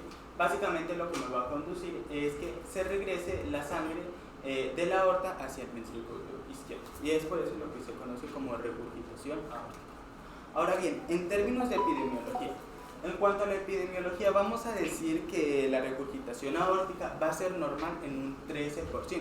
¿Qué es eso que nosotros conocemos en el ecocardiograma como regurgitación trivial aórtica? Ahora bien, en estadios ya patológicos, cuando el paciente me refiere o me presenta una insuficiencia aórtica patológica, pues se la va a dividir en dos etapas. Insuficiencia leve, que me va a afectar en un 12,2%, insuficiencia severa en un 2,2% en personas mayores de 70 años. Ahora bien, como ya lo había dicho, esto va a depender mucho del contexto. Pues resulta de acontecer que en países en vía de desarrollo los pacientes más afectados van a ser los pacientes jóvenes. ¿Y por qué etiologías? En este caso vamos a hablar de la etiología reumática y la endocarditis infecciosa. Y también en países desarrollados, caso contrario a los países en vía de desarrollo, pues los pacientes que mayormente van a estar afectados pues van a ser los pacientes mayores, y esto se debe a procesos patológicos degenerativos e insidiosos por algunas enfermedades de base que aumentan el riesgo de esa patología.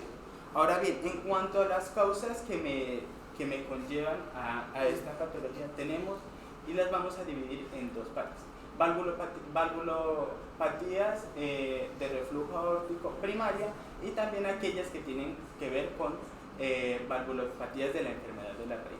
En cuanto a las causas valvulares primarias, tenemos la congénita, que ya le expliqué anteriormente, que es la bicúspide; la endocarditis, que es una infección que se posa sobre la válvula previamente afectada, o también, en casos muy extraños, sobre válvulas que están sanas, provocándome la erosión y pues posteriormente traumatismo, ¿no? La fiebre reumática, también ya la expliqué anteriormente. La mixomatosa, que prácticamente lo que me causa es un prolapso. La traumática, que es por trauma, y en cuanto a la sífilis y espondilitis anquilosante, van a causarme una dilatación de la válvula aórtica, tanto que me provocarán cicatrices y pues por tanto no me dejarán cerrar de manera adecuada esta válvula. Todas estas causas de valvulopatía primaria se resumen en lo siguiente: todas van a conducir a un engrosamiento, una deformidad y también un acortamiento de las válvulas individuales de la válvula aórtica. Ahora bien, hablando de las causas por enfermedad de la raíz, tenemos la disección aórtica, degeneración quística de la capa media, el síndrome de Marfan, una valvulopatía aórtica bicúspide, las aneurismas familiares no sindrómicas, la ortitis y la hipertensión. Todas estas, ¿en qué se resumen? En un ensanchamiento del anillo aórtico, es decir, me van a afectar a nivel del anillo aórtico y pues va a haber una pérdida de la coaptación, es decir, que no se van a cerrar, pero porque está dilatada.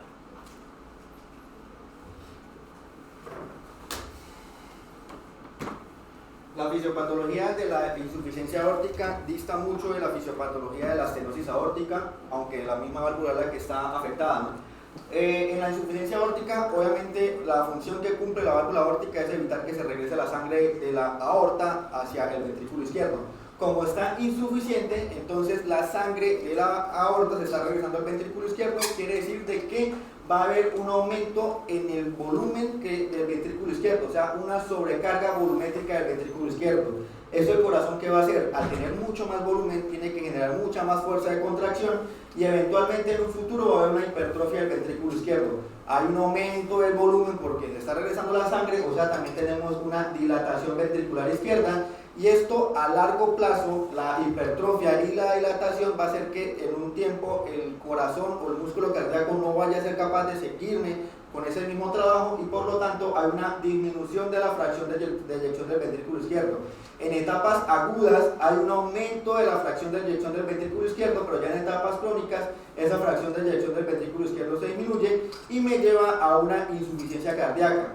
Como está aumentado el volumen ventricular izquierdo, pues cuando el corazón ejerce la sístole hay un aumento del volumen de eyección sistólico, por lo tanto hay un aumento de la presión arterial sistólica. Recordemos que en la estenosis aórtica había una disminución de la presión arterial sistólica, acá hay un aumento de la presión arterial sistólica, lo que se va a traducir en una hiperpulsatividad arterial, y como está aumentado el volumen de eyección sistólico, el corazón tiene que ejercer más fuerza, y además de eso el corazón, el músculo está hipertrofiado, pues el consumo de oxígeno del miocardio va a estar aumentado.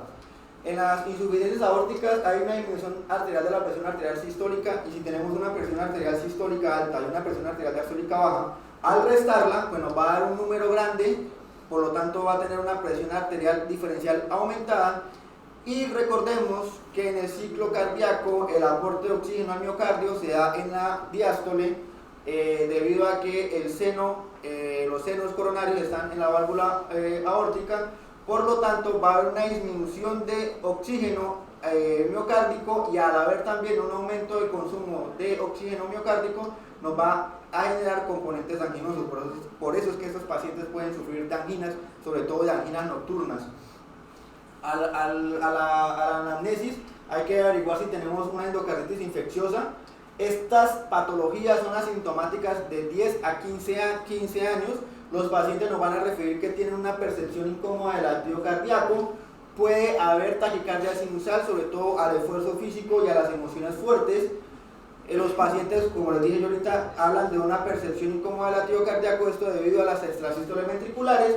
Y hay un signo característico que es un martilleo de la cabeza cuando el paciente que está sincrónica con el latido cardíaco, que se llama el signo de Muset.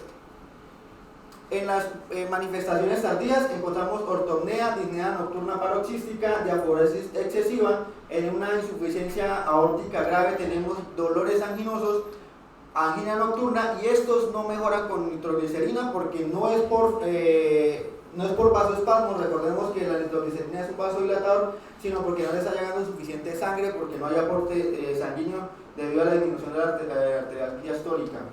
Y en las etapas avanzadas encontramos hepatomegalia y edema malolar.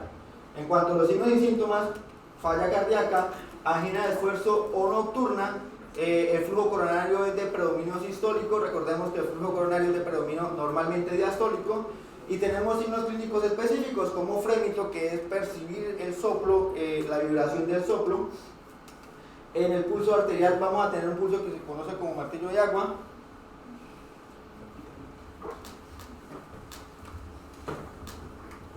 Bueno, en cuanto a las manifestaciones clínicas, aquí son tenemos unos signos específicos. Entonces, continuemos con lo que es el pulso en martillo de agua. El pulso en martillo de agua básicamente es una elevación del pulso rápido, pero a la vez una interrupción abrupta de este.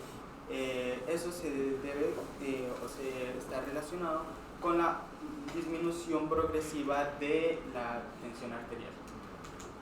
También vamos a tener el pulso de Kinkel. ¿Cuál es el pulso de Kinkel?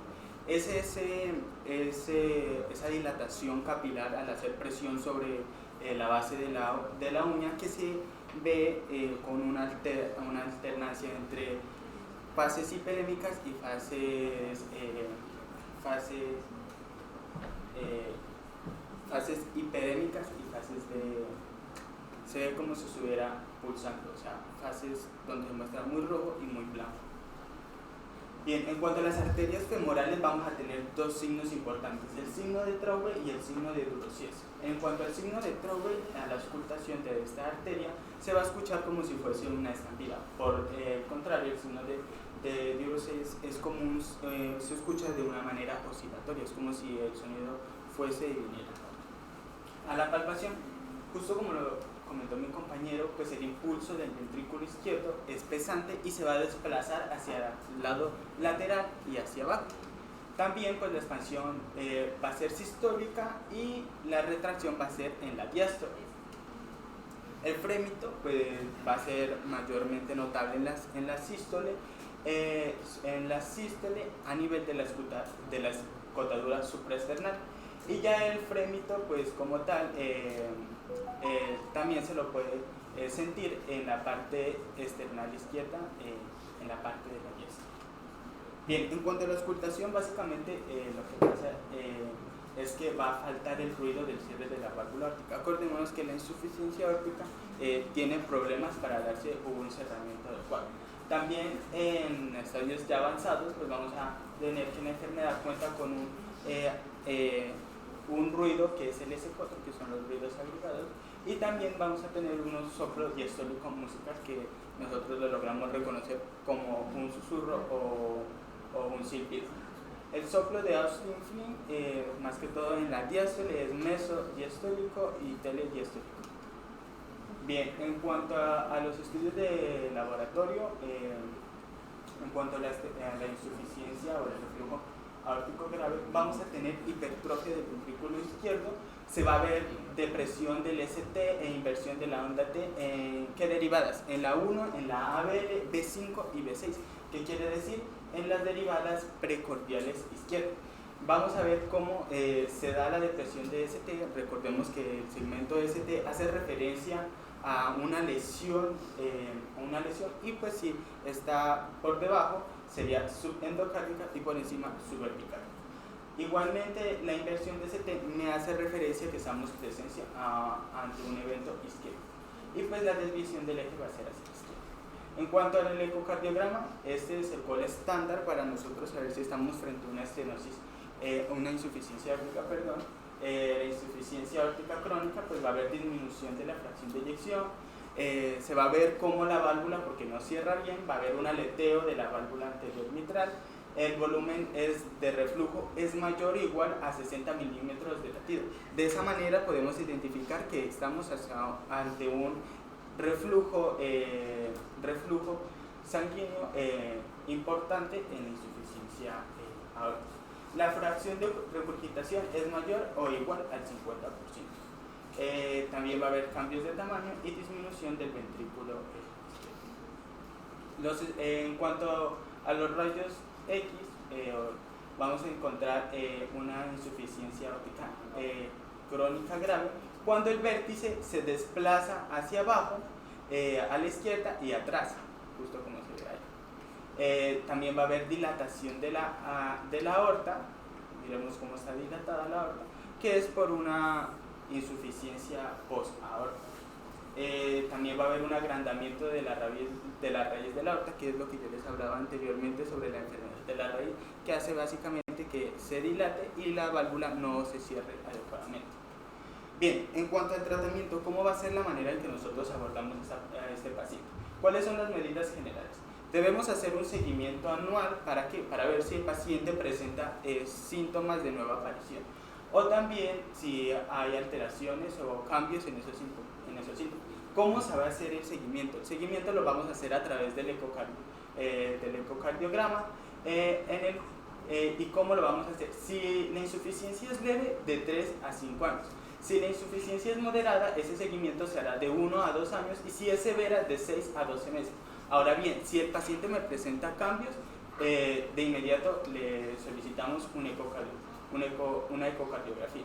Ahora bien, si en la ecocardiografía me presenta un aumento de 3 milímetros de diámetro, pues recurrimos al TAC.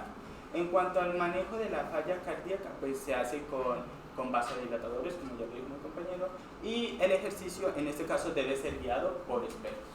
Ahora bien, en cuanto al tratamiento médico, en la insuficiencia aórtica aguda, recordemos que el tratamiento va a ser diferente dependiendo del estadio de la enfermedad, pues lo que vamos a administrar son diuréticos, vasodilatadores intravenosos como el neuroprosciato de sodio, y no se debe usar betabloqueadores. ¿Por qué razón? Porque son inotrópicos negativos y esto me van a reducir el gasto cardíaco, y esa no es la idea. La elección en este caso es la cirugía, que ya vamos a ver los criterios para nosotros irnos por una cirugía. Ahora, en insuficiencia aórtica crónica, pues también vamos a hacer diuréticos y vasodilatadores, los inhibidores de la enzima convertidora de angiotensina, los bloqueadores del receptor de angiotensina y el bloqueador de los conductos de calcio. En casos controlados vamos a recurrir a la cirugía. Ahora bien, en el tratamiento quirúrgico, primero se debe hacer un cateterismo coronario previo. ¿Con qué objetivo? Con el objetivo de descartar cualquier tipo de enfermedad coronaria. Si hay bajo riesgo, es decir, si no hay gran riesgo al momento de hacer el cateterismo, pues también se puede optar por una angioterapia. El reemplazo valvular es de elección en esta patología. También puede haber una reparación valvular sin reemplazo, que es la dilatación aórtica o el exceso de movimiento de la válvula. Ante esa dilatación aórtica, lo que se hace son procedimientos que no reemplazan la válvula. Básicamente, lo que explica este procedimiento, el procedimiento Davy, es un procedimiento a manera de corsé. Lo que hace es ajustarme la aorta para, de esta manera, se cierra adecuadamente. Bien, ¿qué me recomienda la? Bien, básicamente, si estamos frente a una insuficiencia aórtica grave en un paciente asintomático, se recomienda cirugía. Si el paciente me presenta febris reducida y es asintomático, se recomienda cirugía. Si el paciente no me presenta febris reducida, pero aún así me presenta características de remodelación cardíaca, se recomienda cirugía. Si el paciente está asintomático o asintomático, pero la insuficiencia aórtica grave que se asemeja va a ser sometido a otra cirugía, lo que decía mi compañero, mato 2 pájaros de un solo tiro y también le hago la cirugía. Ahora bien,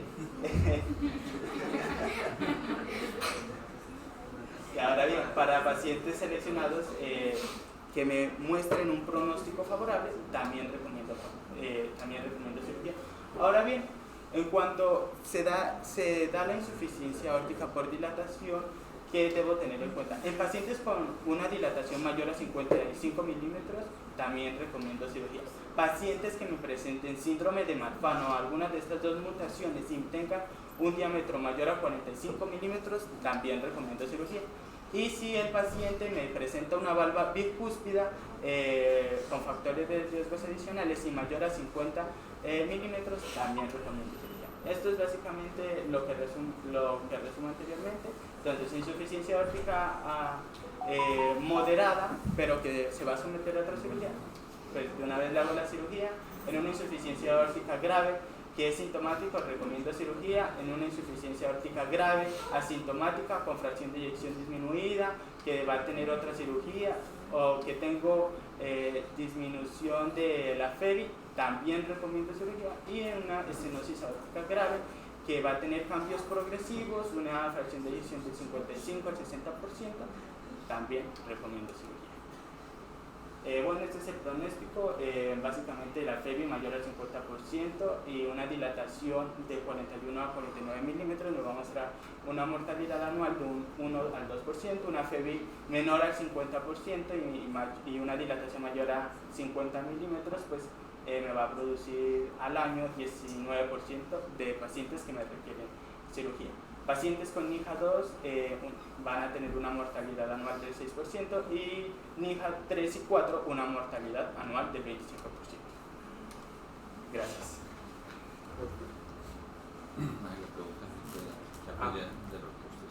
Bueno, ¿alguna pregunta? ¿Sí entendieron? Sí. Excelente. Cirugía. Muy bien. Más allá de los pájaros que hizo la vida.